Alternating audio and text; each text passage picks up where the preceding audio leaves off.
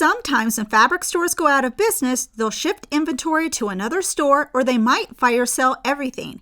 If you run into a going out of business sale, what essentials should you stock up on and what should you leave behind? The trick is to look for essentials you'll get a lot of use out of rather than a one-time thing that may be added to your stash and never used. An essential could be muslin fabric. If you can get a bolt of muslin for cheap, this is a good deal since it's versatile.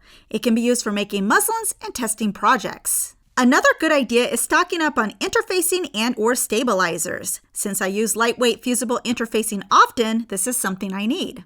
Have a look at brand name sewing tools that can replace old or cheaper items to step up your sewing game. Things like metal high quality dressmaker shears, cutting mats, rotary cutters, and related accessories. Same thing with an iron or heavy-duty sewing machine. If you can get a brand name high-quality one for a good deal, it's worth considering. I'd compare prices though because they might offer a discount, but it might not be at a fire sale level. Basic sewing tools are also a good thing to check out. This will be sewing machine needles, new straight pins, sewing gauge, pincushion, fabric chalk, and markers. These are things that need to be replaced every so often. Getting them for bargain prices now will save you money later. Also look at sewing tools you've always wanted, but maybe you always did without, such as a pressing ham, loop turner, hem gauge, or invisible zipper foot adapter. Lastly are basic items that I don't use very often, but do come in handy every once in a while, such as fusible webbing like stitch witchery or double-sided fabric tape. Things not worth stocking up on are going to be one-time things that you don't have a plan for. Most of these are going to be notions like buttons, zippers, trim, and thread. These are usually chosen for a specific project, matching it to a specific fabric. If you're picking up random types and colors, you may never use it. The one exception would be buying large spools of basic thread colors like white, off-white, and black. Many times I will use these colors for sewing seams since the thread isn't very visible and save my color-specific threads for more visible stitches like top stitching and hems.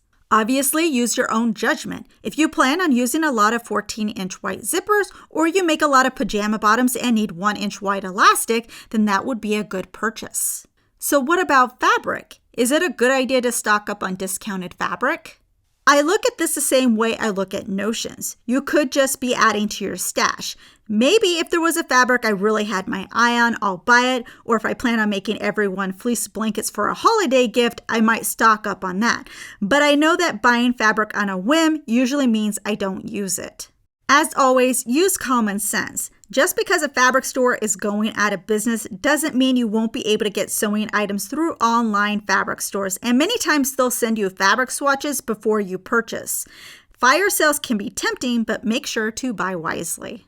Our book, Professor Pincushion's Beginner Guide to Sewing, Garment Making for Nervous Newbies, is now available to order.